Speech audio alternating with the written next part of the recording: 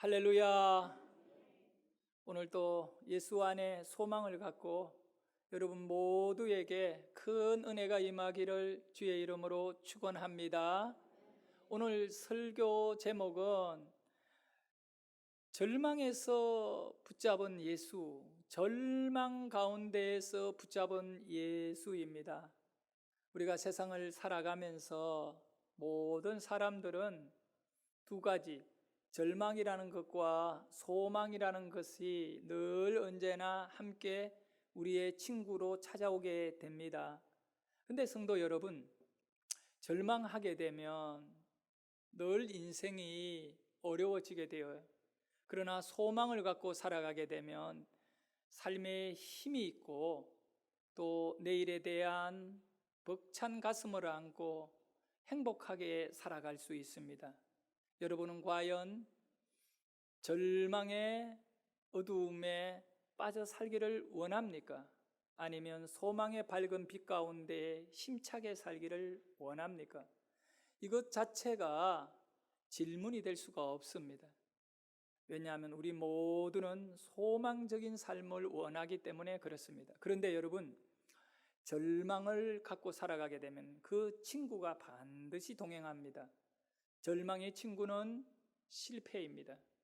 인생을 실패하고 싶다면 오래도록 절망에 살아가시면 됩니다.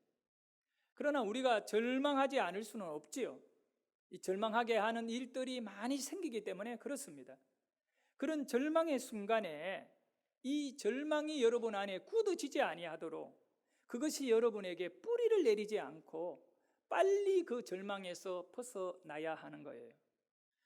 그리고 우리는 소망을 갖고 살아야 됩니다. 이 소망은 무엇을 의미하느냐 하면 우리에게 친구로 승리라고 하는 친구가 내 옆에 같이 있게 되는 겁니다. 우리 성도님들 모두가 아무리 힘들고 어렵더라도 절망에 주저앉아 그대로 삶을 거기에 버려버리지 말고 어떤 어려움이 있더라도 소망이신 예수 그리스도, 신앙을 갖고 소망의 삶으로 한 발짝 내딛기를 예수 이름으로 축원합니다. 성경을 통해서 절망 가운데에 소망으로 살아낸 수많은 인물들을 우리는 만나게 됩니다. 그 가운데 신앙의 롤 모델이 되는 다윗의 삶을 바라보면 다윗이야말로 정말로 절망할 수밖에 없는 환경 속에서도 소망이신 하나님을 바라보고 끝까지 살아낸 인물입니다. 다윗이 사울이 죽이려고 했기 때문에 도망을 가게 되는 겁니다. 멀리 도망을 갔습니다. 사해라고, 이스라엘 사해라고 있는 그 옆에 엥게디라고 하는 들판이 있어요. 말이 들판이지 거기는 사막 기후예요. 그래서 목축업은 가능하지만 사람들이 막 살아가기에는 굉장히 거친 땅이죠. 거기에 숨어 살았는데 어떻게 또 알고 사울이 군인 3,000명을 이끌고 다윗 잡으려고 엥게디에 온 겁니다. 여러분, 300명이 한 사람 잡으려고 쫓아와도 그것이 굉장히 고통스러운데 3,000명, 그 당시에 3,000명이 다윗을 잡으려고 포위하고 이렇게 할 때 얼마나 두렵고 불안하면서 절망하겠습니까? 그런 가운데에 다윗이 굴 속에 숨었습니다. 다윗과 함께하는 몇 명의 따르는 사람들도 어두운 굴 속에 숨어가지고 떨고 있었습니다. 굴바닥에 엎드려서 숨을 죽이고 있었습니다. 숨소리도 제대로 내지 못하고 있는 가운데에 그 굴 밖에 사울의 군대가 몰려 있는 겁니다. 그런데 갑자기 굴 속에 한 사람이 들어오는데 그가 바로 사울 왕입니다. 사울 왕이 용변을 보려고 굴 속에 들어옵니다. 대통령이나 누구나요? 화장실을 갈 때는 혼자 가는 겁니다. 사울 왕이 혼자 굴 속에 용변을 보려고 딱 들어왔는데 그 굴 안에 누가 있느냐? 다윗이 있는 거예요. 다윗은 지금 누구 때문에 절망하고 고통받습니까? 왜 인생이 그렇게 어렵고 힘든 시간을 보내고 있느냐? 사울 때문에 그렇습니다. 사람 때문에 그렇습니다. 그러면 사울 왕이 그 굴에 들어왔을 때 사울을 죽일 수 있는 가장 적기가 온 거지요. 철호의 기회가 찾아왔잖아요. 그러면 사울 딱 죽이고 나면 다윗은 사실은 이스라엘 백성들이 전부 다윗을 좋아했습니다. 그 모습을 보고 사울 왕이 시기 질투하여 마귀가 들어가서 다윗을 죽이려고 한 거잖아요. 만약에 다윗이 사울 왕을 딱 죽이고 목을 베서 들고 굴 밖으로 나가면서 탁 소리를 질러봐요. 이제 사울은 죽었다, 나를 따라라 했으면 아마 몇 명은 또 달라들었겠지만 대다수의 이스라엘 사람들은 다윗을 따랐을 겁니다.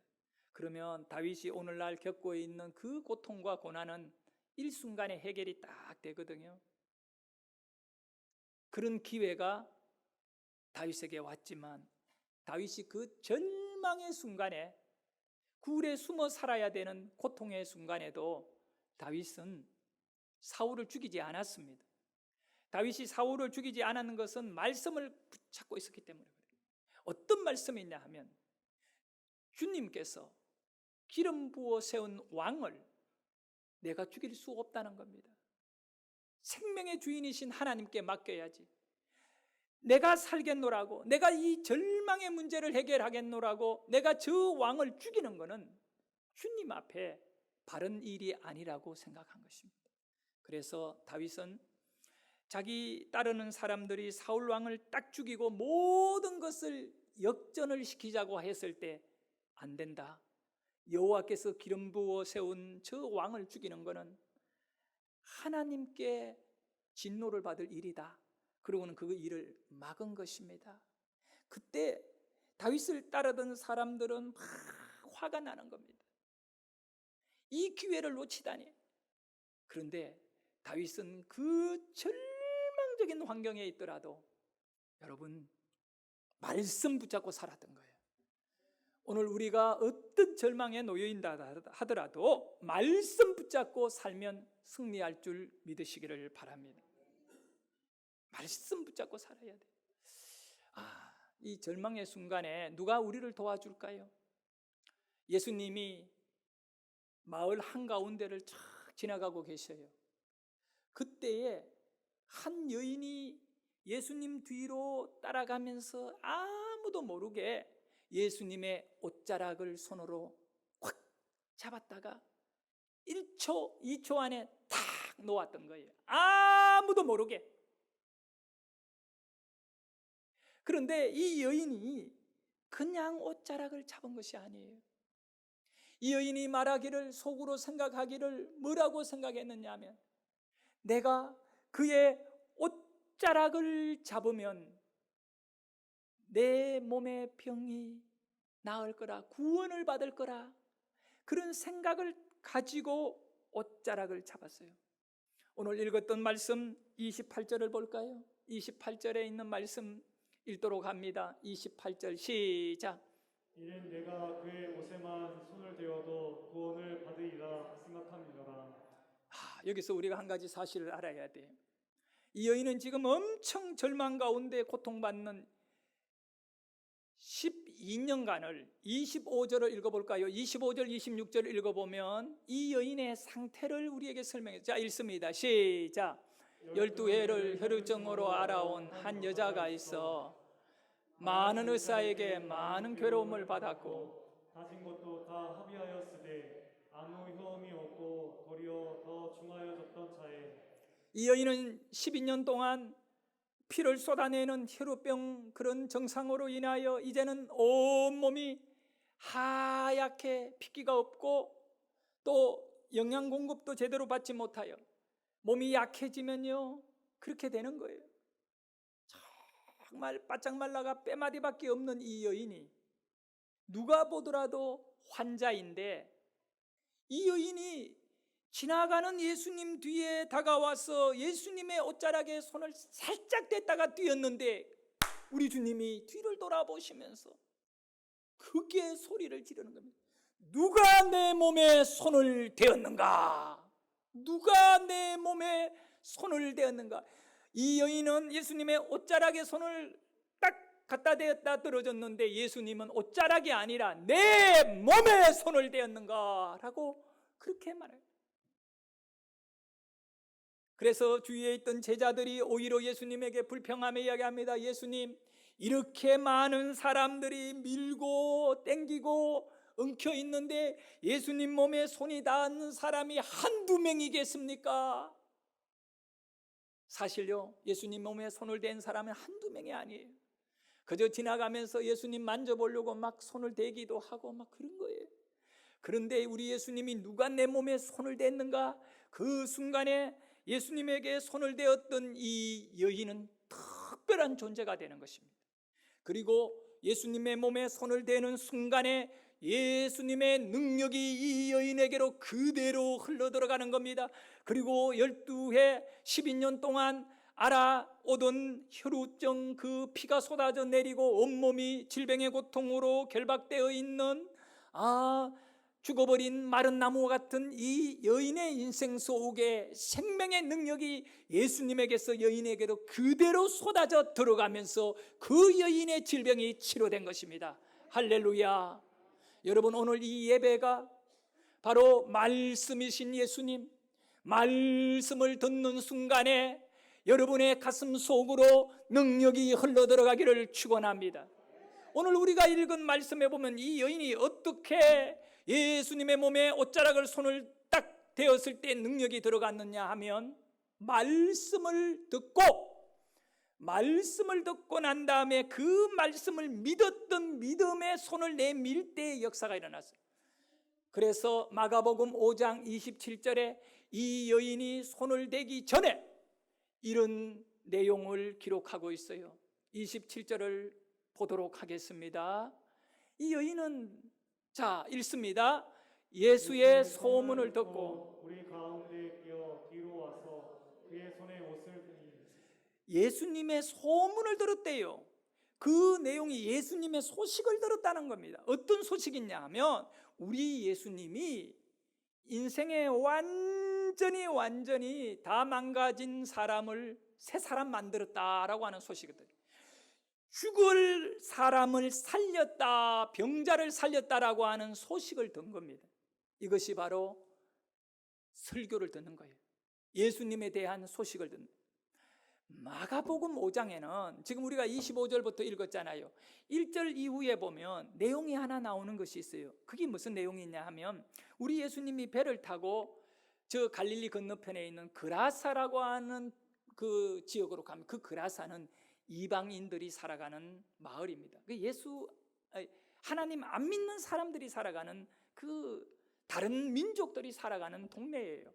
그 그라사 지방에 가서 그 지역에 귀신 들린 청년을 만나는데 이 귀신 들린 청년은요, 무덤에서 살아가면서 완전히 돌을 갖고 자기 몸을 해하고 있으니 다른 사람들에게도 해하지 않겠어요? 자기 몸을 해하는 사람이 다른 사람들에게 평안을 주겠느냐고요?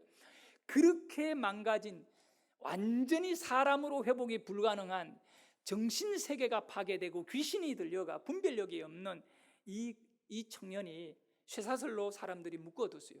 그런데 얼마나 귀신이 들려서 힘이 좋은지 이걸 다 잘라버리고 자기 멋대로 돌아다니는 거예요.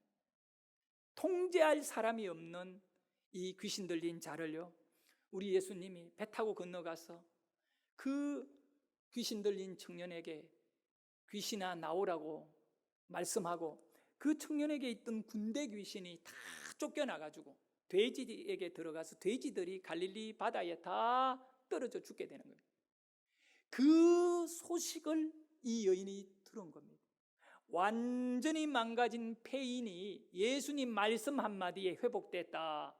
이 얘기가 마을에 싹 퍼졌는데 그 마을 길 한가운데로 예수님이 걸어갈 때 한 남자가 찾아와서 바닥에 엎드려서 예수님에게 엉엉 울면서 부탁합니다.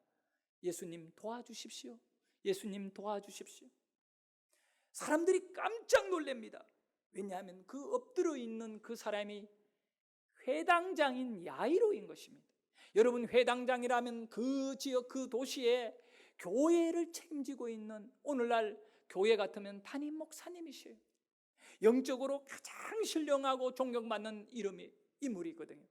그런 사람이 예수님에게 엎드려 가지고 살려달라고 막 간청을 하는데, 가만히 얘기를 들어보니 이 회당장에게는 12살 먹은 딸이 있는데 그 딸이 갑자기 몸에 열이 오르고 죽어가고 있는 겁니다. 숨을 못 쉴 정도로 이 딸이 지금 죽어가고 있어요. 그래서 우리 예수님이 그 야이로를 일으키면서 너희 집으로 가자. 그래서 야이로와 예수님이 함께 회당장 야이로의 집으로 가고 있는 길에 사람들이 막 야이로 회당장 딸 살리러 간다 소문나서 사람들이 꽉 길에 찬 거예요. 그리고 그 길 가운데 12년째 혈우병으로 고통받던 절망의 여인이 예수님에게 와가 옷자락을 딱 잡았는데 누가 내 몸에 손을 대느냐 이렇게 하신 거예요. 그 순간에 이 여인이 자기 자신인 줄 알고 예수님께 땅에 엎드려 용서해달라고 할 때, 딸아, 네 믿음이 너를 치료하였느니라, 이렇게 놀라운 역사를 한 거예요. 이제 이 여인은 절망을 벗어버리고 몸이 깨끗하게 치료되어가 소망 가운데 살아가는 거듭나고 변화된 삶의 주역이 되어버린 거예요. 오늘 우리 예배 가운데 우리를 지나가시는 분이 계십니다. 영이신 예수님이십니다. 성령이 오늘 우리 가운데 함께 하십니다. 여러분, 오늘 설교를 듣는 가운데 믿음의 손을 내미시고 주여 나를 치료해 달라라고, 주여 나를 살려달라라고, 주여 나의 길을 열어달라라고 간절히 기도하며 여러분 안에 있는 절망의 문제를 해결받으시기를 주의 이름으로 축원합니다. 김의수라고 하는 목사님이 계십니다. 저하고 같은 노회, 황해노회를 옛날에 섬겼는데요. 이 목사님이 지난 주간에 자기가 이 젊은 20대 때 처음으로 총신을 다니면서 전도사 생활할 때 요 경기도에 있는 한 시골의 교회 단독 목회로 이렇게 섬길 때 일어났던 이야기를 글로 써서 카톡에 저한테 보내줘서 내가 그걸 읽고 참 많은 감동을 받았습니다. 이 목사님께서 신학교를 가서 20대에 처음으로 부임한 시골 교회는 성도들이 그저 한 10명밖에 안 되는 조그마한 교회예요. 종탑도 없으니까 서울의 장로님이 종을 사서 교회에 준 거예요. 그래서 성도들이 산에 가서 나무를 베어와가지고 이렇게 탑을 예쁘게 만들어서 거기에다가 종을 걸어놓고 종을 치고, 우리나라 새마을 운동할 그때 말입니다. 새벽종이 울렸네 땡그랑 땡그랑 이 종을 친 거예요. 30대 영화 배우가 이 전도사님을 찾아온 거야. 그러면서 이 마을이 너무 예쁘다. 그래서 이번에 우리가 영화를 하나 찍는데 이 마을을 배경으로 영화를 찍고 싶은데, 근데 그 중간에 이 청년 한 명이 완전히 술 먹고 노름하고 타락한 청년인데 교회에 출석해가지고 예수 믿고 완전히 변화돼가지고 새 사람이 된 내용이라는 거예요. 그러면서 이 교회를 좀 빌려주면 우리가 이 영화를 좀 찍을 수 있으면 큰 도움이 되겠다, 그런 얘기를 하더래요. 그래가지고 이 20대 전도사가, 아니 그렇게 망가진 청년이 예수 믿고 잘 됐다, 그건 너무 좋은 얘기인데 아이고 그건 뭐 그렇게 해야지 하고 교회를 빌려줬다는 거예요.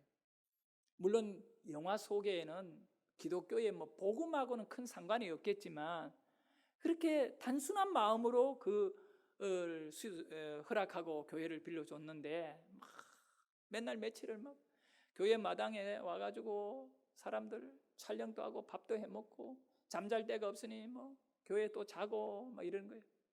그 영화를 찍는 가운데 그게 나오는 배우 가운데 아주 얼굴이 너무너무 잘생긴 남자 청년이 있었대요. 그리고 인기도 그 당시에 아주 좋은 배우였나 봐요. 근데 이분이 이제 여관이나 호텔이 없는 그 동네라 이 전도사님의 사택, 그 초가집에 자기가 총각 때 이제 이렇게 잠을 자는데 그 특별하게 전도사님하고 잠을 자도록 그렇게 감독이 배려를 해가지고 자기하고 이제 촬영 때마다 잠을 자게 되었대요. 며칠을 같이 이렇게 자는데 여러분 그 시골에 그 당시 밤이 되면 뭐 텔레비전이 있습니까? 뭐가 있습니까? 깜깜해요. 그러면 일찍이 뭐 7시만 돼도 밥 먹고 누워가 잠자잖아요. 둘이 뭐 잠도 안 오고 이러니까 이런 얘기 저런 얘기 하다가 잠들고 이랬다는 거예요. 어느 날 저녁에 너무너무 피곤해가지고 막 잠이 쏟아져 내리는데 아니 이 젊은 이 영화 배우가 자기가 너무너무 힘든다는 얘기를 하는 거예요. 겉으로 눈으로 볼 때 너무 인기도 있고 얼굴도 잘생기고 부족함이 없는데 뭐가 그래 힘드냐, 힘든 거는 난데. 전도사님 그 생각하면서 잠결에 그러냐고 아이고 열심히 살아라고 그냥 자기는 잤대. 그리고 영화가 다 끝나고 이제 시간이 얼마 지났는데 신문에 뉴스가 나왔는데 그때 그 배우가 자살을 했다는 거예요. 자기의 그 절망적인, 겉으로 보면 아무 문제 없고 최고의 출세의 가도를 달리는 사람이지만 정신적으로 정말 죽을 만큼 힘들고 어려운 고통을 안고 있는 거예요. 이 마귀의 역사이거든요. 그래서 이 마음의 이 얘기를 전도사님에게 그날 밤에 얘기한 거예요.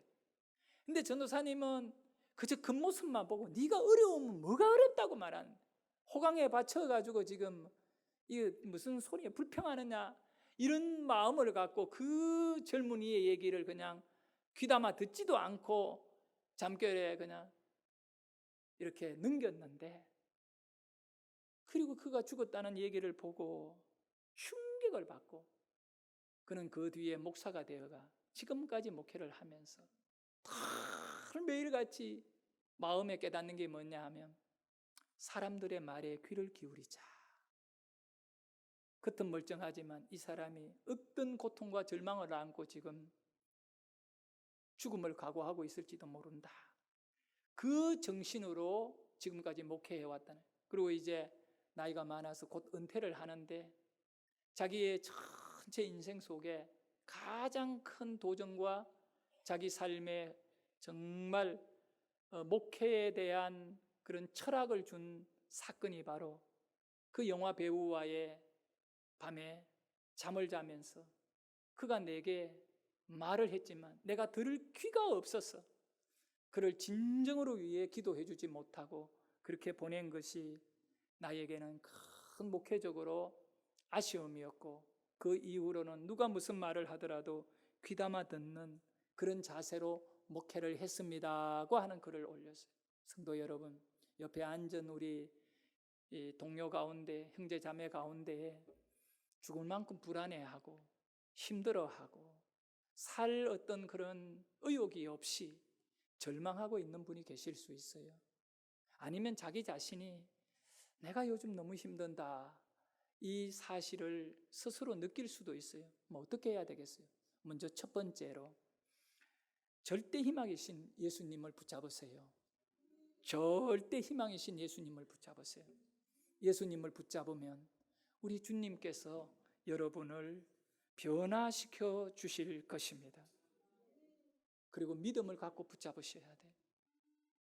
예수님의 소문을 듣고 이 여인이 예수님의 옷자락을 잡았잖아요. 이분은 귀신 들린 자를 살려줬다. 그리고 야이로의 딸도 고치러 가고 있으니 나도 고쳐주실 수 있다. 이런 믿음을 갖고. 그러니 이 여인이요, 소문을 듣고 소식을 듣고 이렇게 행동을 했듯이 여러분이 행동하려면 설교를 들어야 돼요. 설교를 듣고 오늘 믿음을 갖고 기도하셔야 돼요. 설교를 듣고 삶으로 이겨내시기를 축원합니다. 얼마 전에 한 달 정도 돼가는 것 같아요. 저 바로 밑에 동생이 있어요. 저보다 3살 어린 동생이 있는데 이 동생이 전화를 했어요. 해가지고 형님, 그러고는 말을 못해요. 한참 있더니 무슨 일인데? 그러니까 네, 암이다 이러는 거예요. 나 충격받았어요. 마음이 그냥 찬해요. 그래. 동생에게 무슨 암인데 물으니까 신장암이라고 해. 여러분, 신장이라고 하는 거는 아주 중요한 기능을 하고 있어요. 신장이 약해지면, 망가지면 투석을 해 살아야 돼. 그 투석이 얼마나 힘든지 아세요? 근데 그것보다 더 걱정은 나는, 어느 정도인데, 몇 기인데, 그러니까 그냥 병원에 가서 오늘 진단받아가 잘 몰라.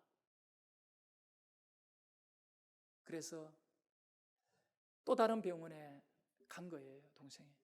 가서 진단해 보니까 동일하게 그 병원에서도 암이라고 판정을 내려준 겁니다, 의사들이. 그러니까 참 답답하겠지요. 하던 거는 어떻게 했냐니까 가게 문을 닫았다는 거예요. 동생이 1년 전에 그 하던 일이 너무 안 되니까 이 코로나 때문에 외판을 했는데 그 이제 코로나가 되면 못 하잖아요. 그래서 그거를 못 하고 한 1년, 2년 그렇게 힘들게 있다가 배달업을 시작한 거예요. 어떻게 하느냐 하면 가게를 얻어가지고 기계들을 막 설치해 놓고 이 소머리, 이 국밥, 돼지 국밥을 끓여가지고 그걸 포장을 해가 배달로만 하는 거예요. 식당에 손님은 안 받고 배달업을 했는데 그걸 하다 보니 이제 주일날 또 이 공휴일이나 주일날 장사가 최고 잘 돼요. 평일보다 배 이상을 팔아버리니까. 그래서 내가 그 일을 시작했을 때 동생에게 교회 나가라니까 첫 주는 교회 나가더라고. 그러더니 교회에 나갔다 와보니까 오전 장사는 못하는 거야. 그래서 나보고 하는 얘기가 그때 코로나 때니까 1년 전에 영상으로 예배 드리겠대 자기가. 그래서 내가 아니다. 국밥집에 국밥 끓이면서 목사님 설교 들으면서 여러분 국밥이요 끓을 때 얼마나 뜨겁고 절절 막 쿨쿨쿨 소리 나는지 몰라요. 끓는 소리가 막 나잖아요. 그리고 목사님 설교가 나오잖아요. 그러면 국밥 소리에다가 설교 소리에다가 참 목사님 그거 알면 속 끓겠다. 그거 아니다. 그럼 자기가 먹고 사는 일에 내가 동생에게 돈을 못 주는 입장이라 또 더 이상 얘기한다는. 그러니까 몇 주에 한 번씩 전화해. 교회 나가니 영상 예배 들었다. 뭐 이런 식으로 얘기하는 거라 나중에는 오히려 짜증 낼 것 같아서 나도 짜증 나고 하나님이 알아 하셔야지 기도할 뿐이고 어떻게 하지를 못했어요. 그리고 1년 가까이 교회를 안 나가고 장사하느라 그게 푹 빠졌는데 또요 한 1년 전에 그 1년은 안 됐습니다만은 거의 뭐 1년 가까이 되어 갑니다만은 동생 딸이 시집을 가서 애를 낳았는데 바로 그 옆집에 사는데 11시에 문을 닫고요. 그 11시가 넘어서 그 손자 본다고 거기 가요. 그러니까 가만히 동생을 보면 가게 일에 신경 쓰고 그게 매달려 있고 자기 그 손자에게 매달려 있어 예수에게서 완전히 마음이 떠나버린 거예요. 그냥 그렇게 살고 있는 거예요. 그리고 그 1년째 연락이 와가지고 그런 얘기하면서 나보고 하는 얘기가 병원에 빨리 가서 이거를 치료를 해야 되는데 어떻게 해야 되느냐 하길래 내가 우리 교회 장로님한테 부탁을 해가지고 서울 삼성병원에다가 예약을 잡아줬어요.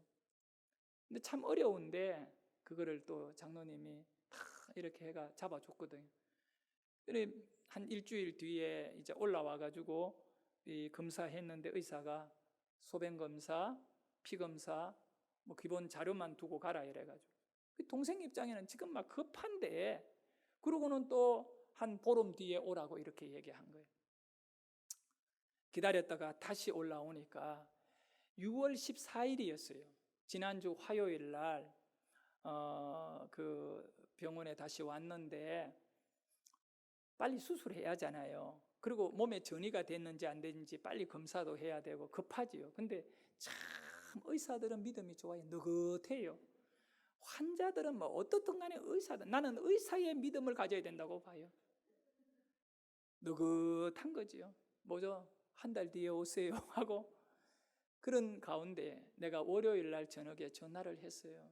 동생에게 화요일 오전 9시인가 10시에 진로 예약이 있는데 형 가줄까? 그렇게 물으니까 다른 분하고 같이 이렇게 오니까 형 바쁜데, 그래서 내가 사실 그날 일정이 좀 바쁜 일이 있었어요. 그걸 하려면 조금 힘들었어요. 그래도 내가 동생에게 물으니까 형 바쁜데 그래 목회하시고 끝나면 전화 주겠다 하더라고요. 알겠다 하고 월요일날 전화 끊었는데 화요일날 이제 나중에 동생이 그 수서역으로 가면서 병원에서 역으로 가는 길에 전화를 했어요. 형, 의사가 3개월 뒤에 또 오래. 아니, 암 환자 죽어가는데 3개월 뒤에 또 오래. 근데 무슨 얘기냐? 좀 상세하게 얘기해보라고 하니까 의사가 뭐라고 얘기하느냐 하면 피검사, 소변검사, 그 다음에 CT 찍은 사진 다 검사하고 난 다음에 내린 결론이 뭐냐 하면 염증인 것 같으니 3개월 뒤에 다시 CT를 찍어보고 조직검사를 해서 암이면 수술해주고 염증이면 그때 사라질 거니까 그렇게 하고 가서 기다렸다가 3개월 뒤에 오라 하더라는 거예요. 그래서 우리 동생이 의사에게 선생님, 대구의 병원에 두 곳에서 암이라고 이미 진단을 내렸는데 지금 3개월 동안 암을 그냥 갖고 인지 아닌지 지켜보면 너무 불안하지 않습니까? 라고 얘기하니까 의사가 그제서야 하는 말이 지방의 의사들은 다 이 케이스를 암으로 보는 게 정상입니다. 그들이 암으로 보는 게 정상이고 내가 볼 때에는 이거는 염증입니다. 이분이 하는 말이 뭐냐 하면 당황도 안 하고 아주 고수야. 나는 정확하게 고수고 그들은 하수라 암으로 봅니다. 그렇게밖에 볼 수 없는 사실이 돼. 그리고 동생에게 자기가 볼 때 염증이니까 걱정하지 말고 가서 한번 기다려 봅시다 하더라는 거예요. 그래가지고 동생이 참 이거 의해야 되는 애. 그래서 그럼 의사 얘기 듣고 기다려 봐라고 하고 이제 전화를 끊고 난 다음에 내가 동생한테 아직 한 번도 그런 얘기를 안 했어요. 4년 전에요. 우리 70 다 돼가는 큰 형님이 계시는데 그 형님이 4년 전에 암 진단을 경북대학병원에서 암 진단을 받고 삼성의료원에 들어와 가지고 수술 받고 온몸에 암이 다 퍼졌어요. 뼈까지 다 퍼졌어요. 그런데 항암제 치료해서 지금 치료 가운데 살아 있어요. 그 형이 암 진단을 받고 4일 뒤에 우리 둘째 형이 폐암 진단을 대구 영남대학병원에서 받았어요. 형제 2명이 같은 한 주 안에 암을 진단받으니까 와, 나도 정신없고 우리 형제들도 정신이 하나도 없어요. 이 둘째 형은 영남대학병원에서 폐암인데 이거 빨리 떼내야지 폐암 빨리 커지니까 빨리 수술하자 해서 내일 수술을 하기로 하고 오늘 우리 형이 둘째 형이지요. 지금 큰형은 이제 영남대학병원 삼성병원에 입원해가지고 치료하고 있고 우리 둘째 형은 영남대학병원에 수술 받기 위해서 버스를 타고 가는 길에 버스 안에서 전화를 받은 거예요.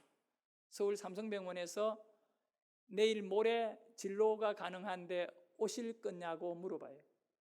여러분 진로 받더라도 몇 달 뒤에 수술이에요. 바로 수술 안 해주잖아. 그런 가운데에 알겠다고 그러면 내가 다시 전화 드릴 테니까 조금만 기다려라고 전화 끊고 바로 그 버스 안에서 저한테 전화를 했어요. 동생, 서울에 지금 삼성병원에 진료할 수 있다고 하는데 어떻게 해야 되느냐? 영남대학 가서 그냥 수술할까? 우리 형은 이제 영남대학 입원하면 그날 금식하고 그 다음날 수술 들어가요.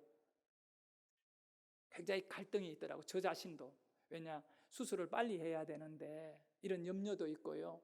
또 전이 되면 안 되니까 걱정이 되는데 그래도 내 마음에는 내일 수술 못하면 일주일 뒤에 하면 되니까 이쪽에 서울에 한번 올라와서 진단을 한번 해보고 하면 좋겠다. 형님 버스 내리세요. 그랬어요. 우리 형이 가다가 버스에서 내려가 나하고 통화하면서 내렸어요. 그리고 집으로 오셨어요.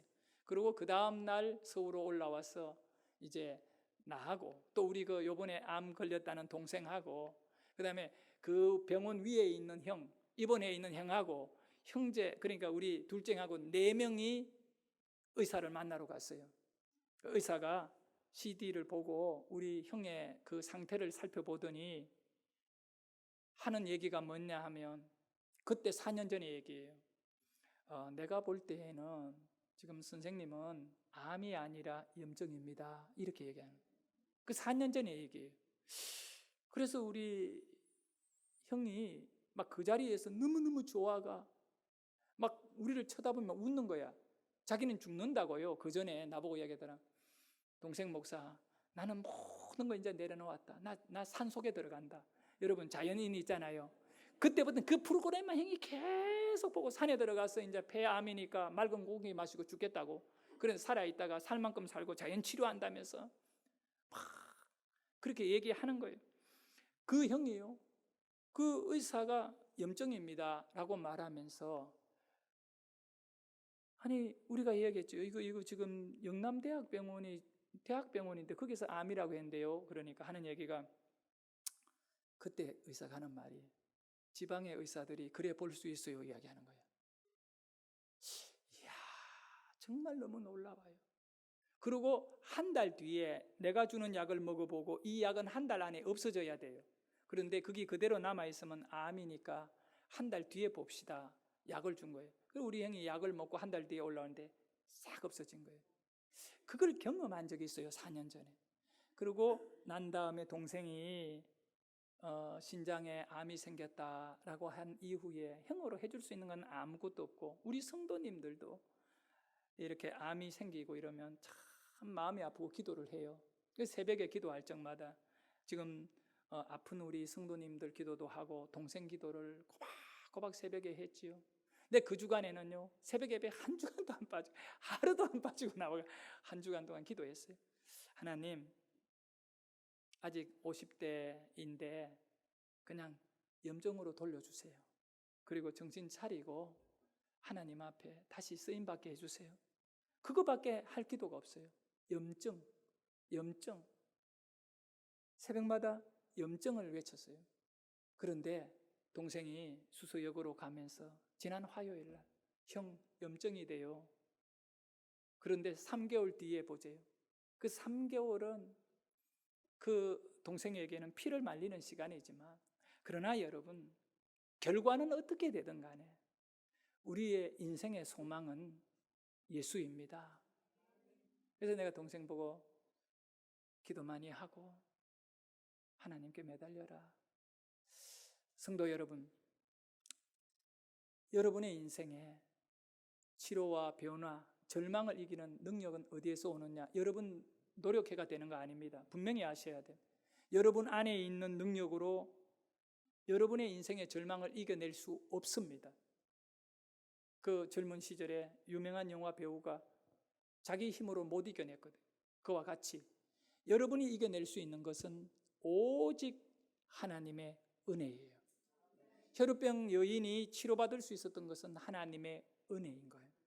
나는 여러분에게 오늘 이 시간에 여러분의 삶을 은혜 안으로 던지라고 말씀드리고 싶습니다. 여인이 자신의 그 질병의 고통을 예수의 은혜 안에 손을 내밀어 던졌듯이 불행한 삶 속에 놓여 있는 여러분, 오늘 이 시간에 예수님 나를 받아주십시오. 예배에 믿음의 손을 내밀고 예수님을 좀 붙잡으세요. 그러면 우리 주님께서 나를 간절히 찾는 자를 내가 만나주신다. 약속의 말씀대로 주님이 여러분을 깊이 만나는 시간이 바로 치료의 시간입니다. 결론을 말씀드리겠습니다. 여인은 혈우증이라고 하는 절망, 죽음의 병을 가지고 생명이신 예수 그리스도와 충돌하게 되는 겁니다. 그리고 여인의 질병은 산산이 깨어지고 예수의 생명이 이 여인을 완전히 덮어버린 것입니다. 우리가 예수 앞으로 나왔을 때 육체의 질병도 가난의 문제도 삶의 모든 어려운 것들도 전부 다 내 안에서 완전히 깨어져 버리고 예수 생명으로 변화된다라고 하는 믿음을 가지시기를 바랍니다.